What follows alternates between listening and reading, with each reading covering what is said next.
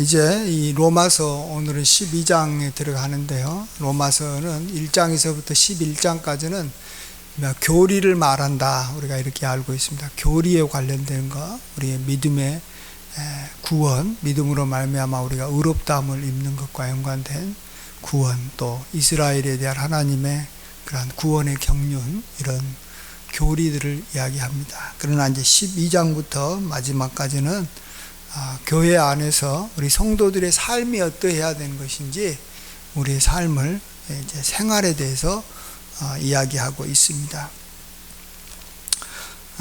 그런 면에서 12장 이제 첫 부분은 이제 이 도입 부분입니다. 그렇기 때문에 도입 부분에서 이제 어떤 이 소론에 대해서 이제 이야기를 하고, 이제 구체적으로 성도들의 삶을 이야기하고 있는데요. 먼저 이미 1절에서부터 3절까지 보면 이 세 가지에 대해서 아주 크게, 아주 뭔가 이제 어떤 슬로건처럼 뭔가 이렇게 제시를 하고, 이제 4절부터 구체적으로 이제 성도의 삶에 대해서 이야기하고 있습니다. 보통 이 슬로건을 이렇게 이야기할 때 우리는 이 세 가지를 많이 씁니다. 성경도 그러면서 세 가지를 많이 씁니다. 이 앞에 우리가 이 디모데후서에서도 살펴봤듯이 어떤 이 성도의 삶을 이야기할 때 군인처럼 살아라, 또 경주자처럼 살아라, 이렇게 농부처럼 살아라, 이 세 가지를 이야기하잖아요. 또 선한 싸움을 싸워라, 또 달려갈 길을 잘 달려라, 그 다음에 믿음을 지켜라, 이게 또 세 가지. 또 성부, 성자, 성령, 이것도 세 가지고. 우리도 보통 이미 목사의 자질을 이야기할 때, 아니면 모든 성도들의 그런 자질을 이야기할 때 이미 영성이 있어야 되고, 또 지성이 있어야 되고, 인격이 있어야 된다, 이렇게 말을 하잖아요. 그래서 우리가 좀 이렇게 어떤 것을 볼 때 이렇게 이 성경은 이렇게 먼저 폭넓게 이렇게 한 세 가지 정도로 갈 방향, 또 어떤 이 아까 말한 대로 이렇게 슬로건을 이야기합니다. 그래서 이것을 항상 머릿속에 좀 기억하고 있는 것이 좀 좋습니다. 내가 어떤 방향으로 가야 될 것인가, 구체적이지는 않습니다. 굉장히 추상적이고 막연한 이야기지만, 이게 있으면 좋아요. 성도는 영성만 있어서는 안 되고, 지성도 필요하고, 또 이렇게 인격이 필요하다. 많은 사람들이 이렇게 영성을 추구하다 보면요, 지성을 아주 그냥 무시해요. 이성을 무시합니다. 그러다가 이제 참 잘못되면 이상한 길로 갑니다. 또 어떤 사람은 지성을 너무 추구하다 보면 영성에 대해서 무시하고, 또 어떤 사람은 영성과 지성이 좀 있는데 문제는 인격에 대해서 아주 문제가 있어요. 그래서 인격에서 문제가 계속 터지니까 그 좋은 지성과 영성이 빛을 발하지 못하고 이렇게 제대로 이렇게 쓰임을 못 받는 경우도 참 많습니다. 그래서 참 이렇게 골고루 이렇게 잘 나가야 되는 거죠. 골고루 잘 발전하는 게 중요합니다. 그런 면에서 먼저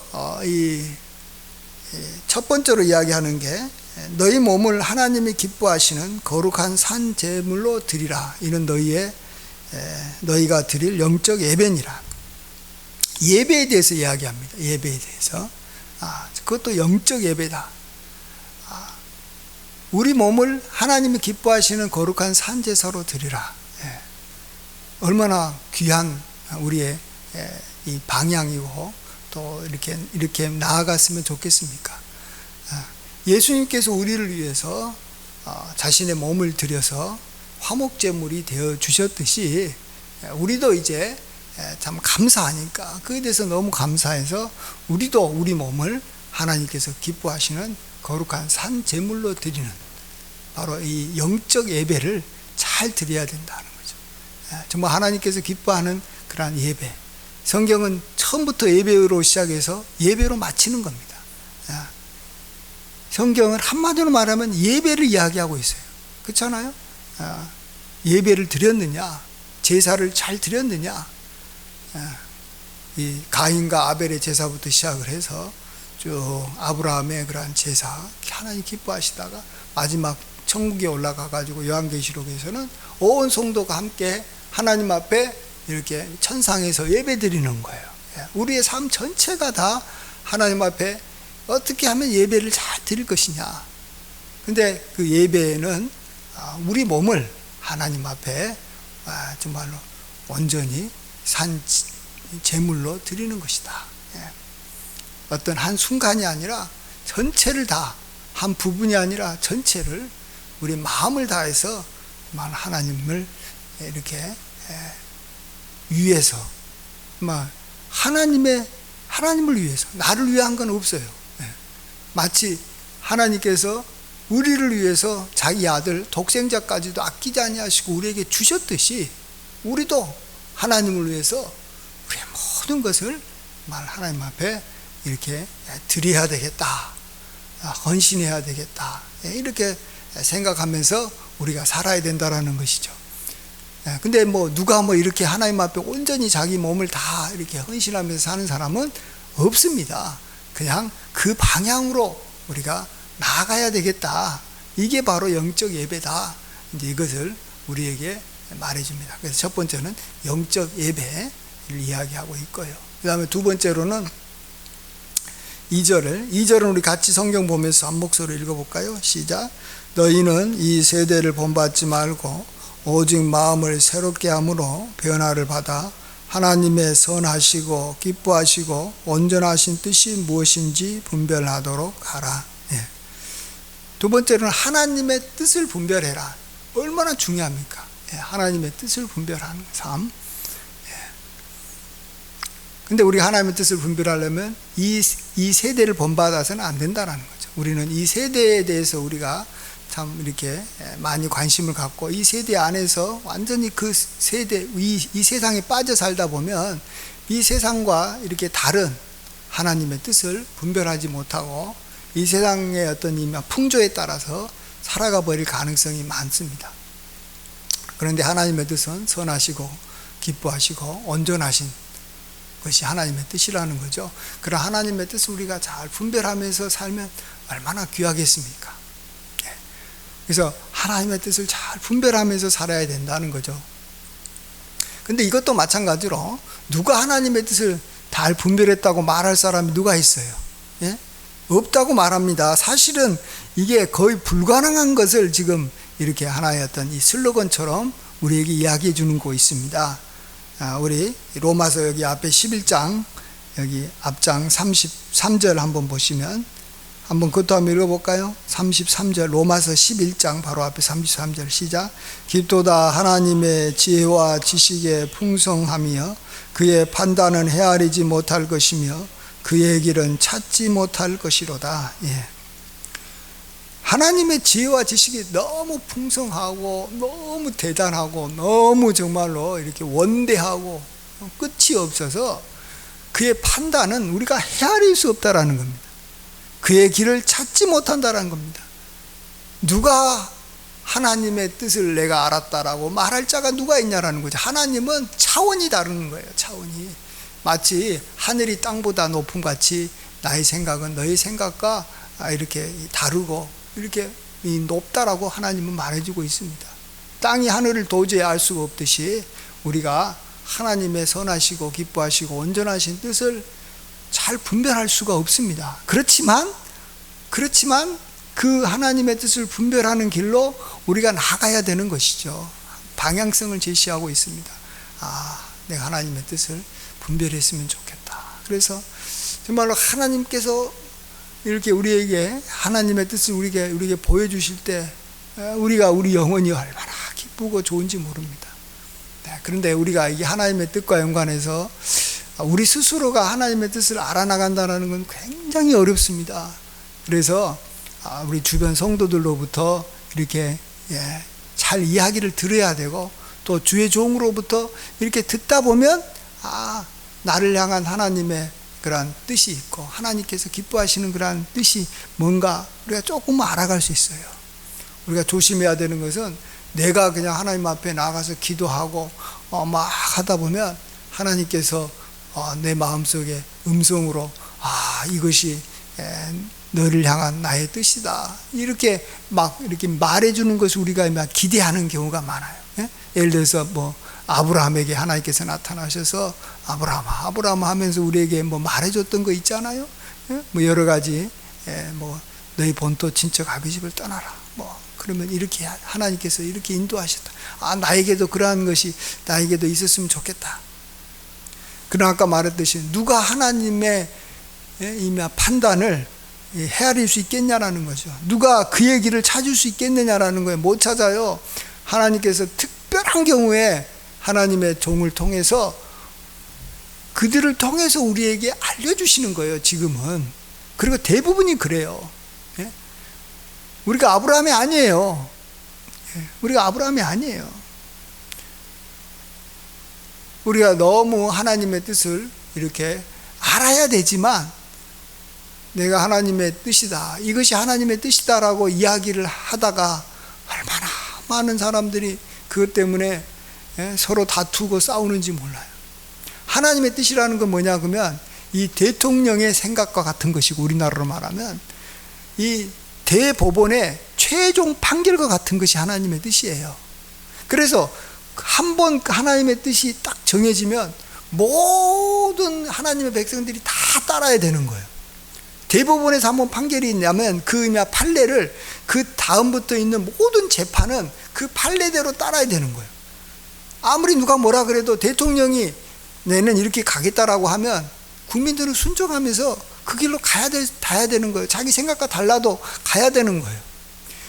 그런데 교회에서 너무 쉽게 이것은 하나님의 뜻입니다, 이건 하나님께서 기뻐하는 겁니다 라고 누가 말을 해버리면, 그러면 모든 사람들이, 모든 교인들이 그 사람 말을 따라야 되는데 과연 그게 하나님의 뜻이냐는 거죠. 그래서 우리가 함부로 이것이 하나님의 뜻입니다, 이거 하나님께서 나에게 말씀하셨습니다, 이런 말 하는 거 아니에요. 이런 말 하는 거 아니에요. 너무 그쪽에다 치중하다 보면 정말 우리가 얼마나 위험한지 모릅니다. 교회에서 한번 싸우면 그 싸움이 그치지 않는 이유는 뭡니까? 정반대되는 두 가지 의견을 놓고 다 하나님 뜻이라 그러는 거예요. 간단하죠. 예를 들어서 뭐 교회면 건축만 이야기하면 교회를 건축합시다 하는 사람은 하나님의 뜻이라는 거예요. 교회를 건축하지 맙시다라는 것도 하나님의 뜻이라는 거예요. 그러면 두 사람은요, 한 사람이 완전히 한편이 승리할 때까지 끊임없이 싸울 수밖에 없어요.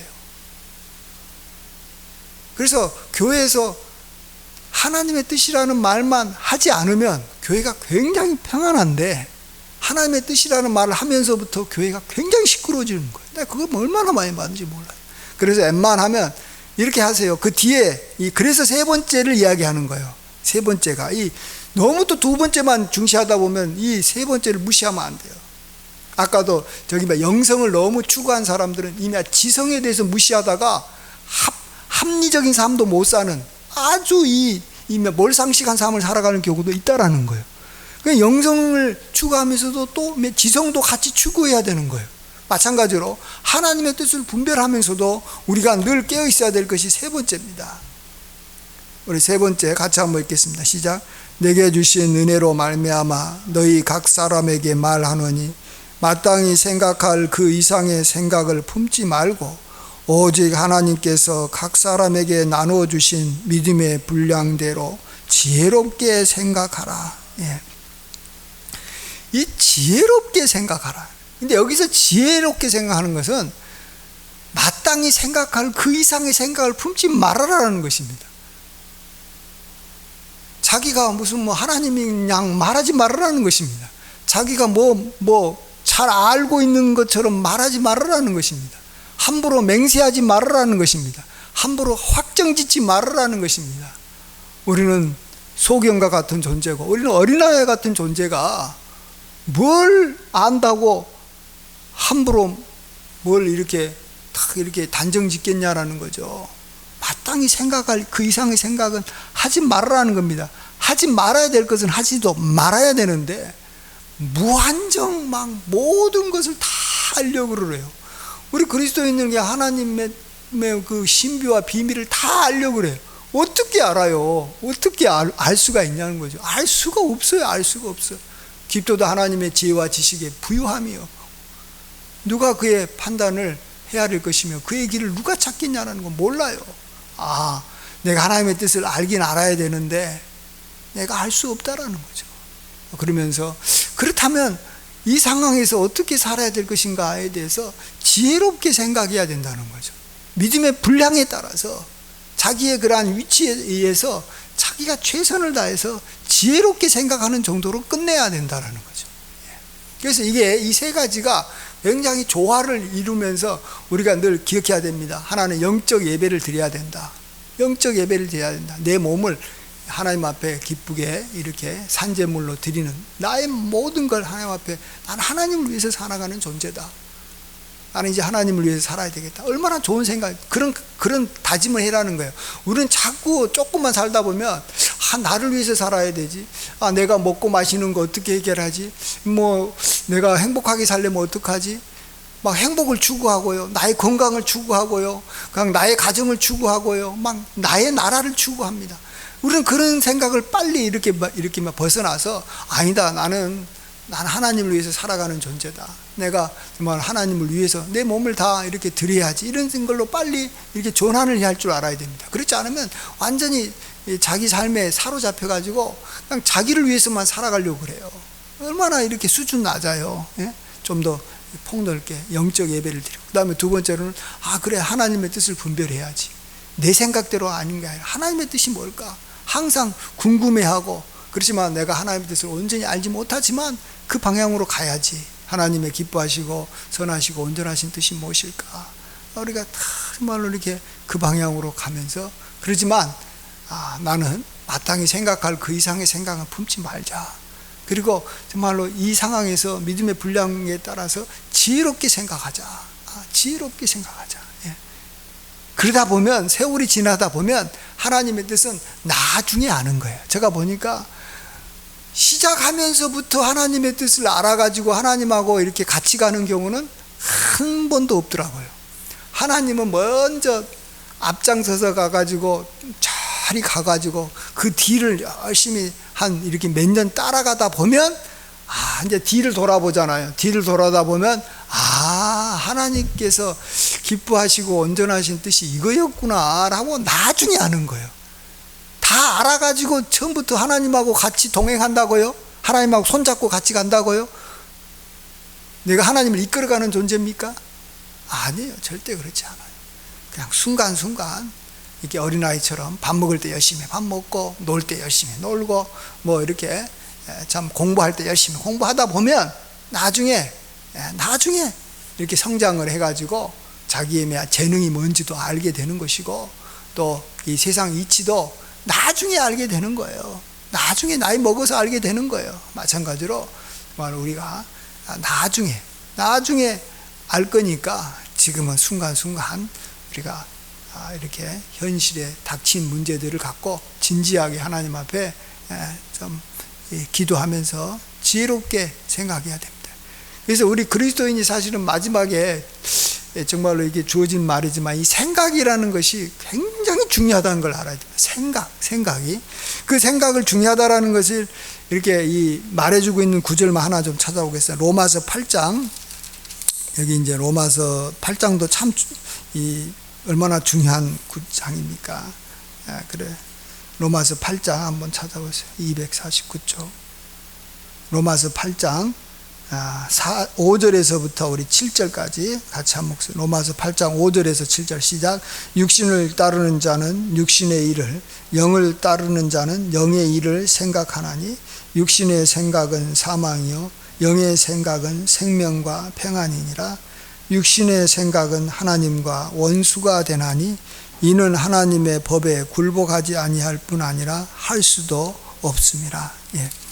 여기에는 이 생각에 대한 이야기를 굉장히 중시합니다. 우리는 많은 그리스도인들이 자꾸 생각에 대해서는 별로 내 생각이 바른 생각일까? 내 생각이 정말로 하나님을 기쁘시게 하는 생각일까? 이거 아까 말한 대로 하나님의 뜻을 분별하라 하는 거하고, 여기가 지혜롭게 생각을 하는 거하고, 또 나중에 나아가서 우리가 내 몸을 하나님 앞에 거룩한 산 제물로 드려야 되는 거하고 굉장히 이렇게 연관이 있는 것입니다. 이 생각을 좀 중시해야 되는데, 우리 그리스도인이 생각하는 것에 대해서 자기가 바르게 생각하는 것은 먼저 전혀 고려하지도 않고 행동부터 것부터 하려고 그래요. 행하려고 하고 그래요. 그러다가 얼마나 많은 낭패를 당하는지 몰라요. 저도 참 그런 걸 많이 봅니다. 생각을 좀 해봐라는 거예요. 내 생각이 틀릴 수 있다는 걸 알아야 되는 거예요. 근데 대부분의 그리스도인들 보면 자기 생각은 맞다라는 거예요. 자기 생각이 하나님의 뜻이라는 거예요. 자기 생각이 옳다라는 거예요. 근데 생각해 보세요. 옳은 사람들끼리 왜 둘이 붙으면 서로 생각이 다르고 왜 둘이 싸워요?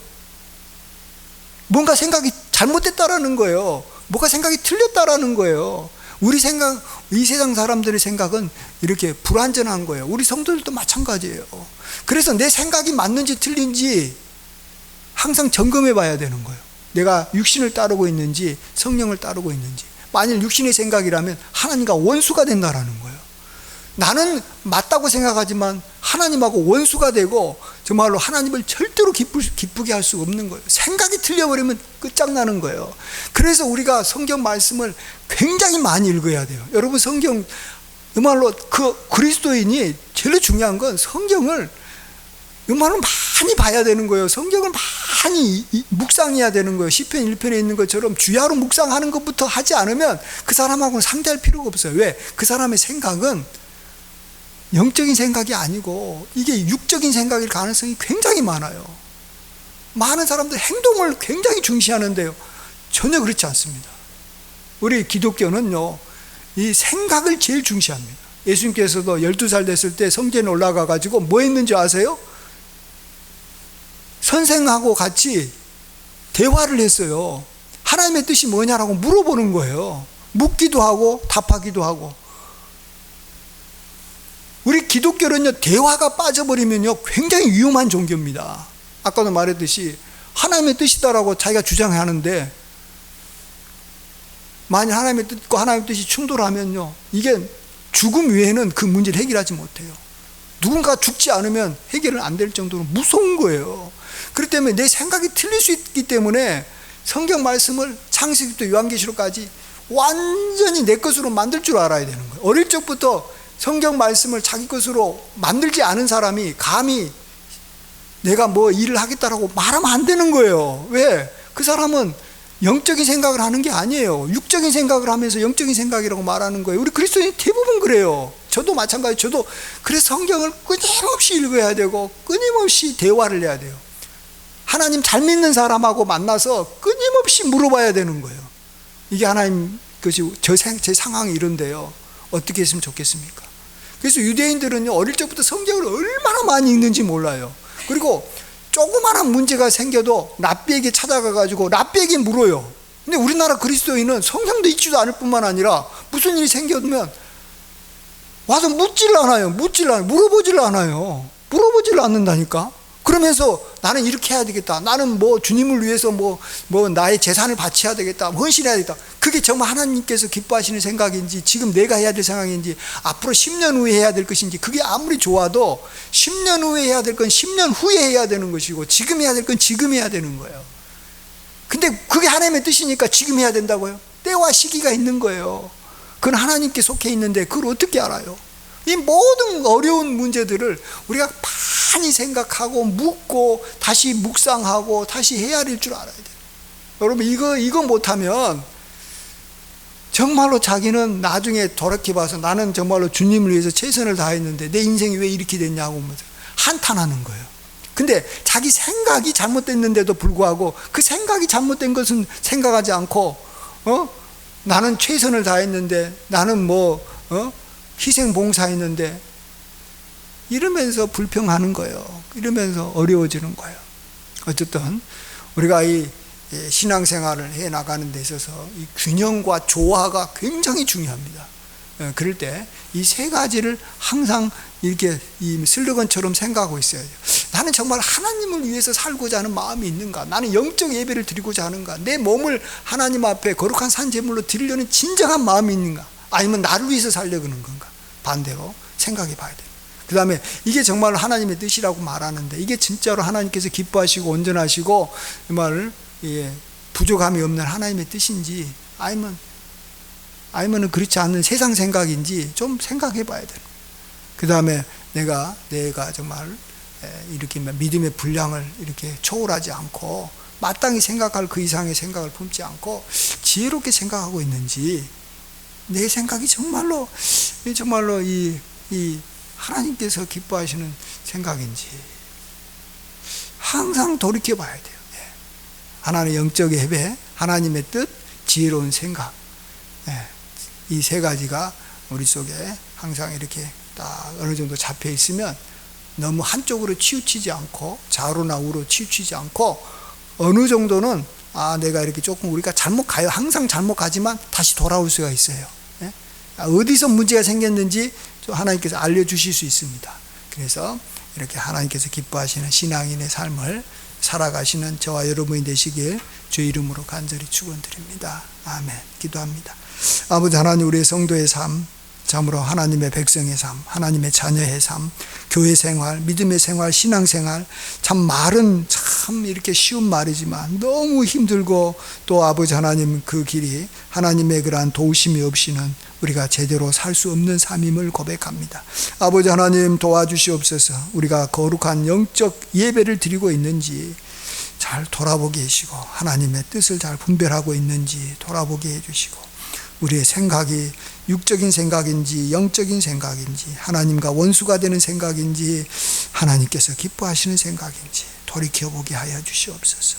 우리의 발걸음, 우리의 생각, 우리의 모든 것이 하나님께서 기뻐하시는 온전한 산 제물이 되기를 원합니다. 주여 도와주시옵소서. 주여 우리와 함께 하여 주시고 우리를 불쌍히 여겨 주시고 우리를 인도하여 주시옵소서.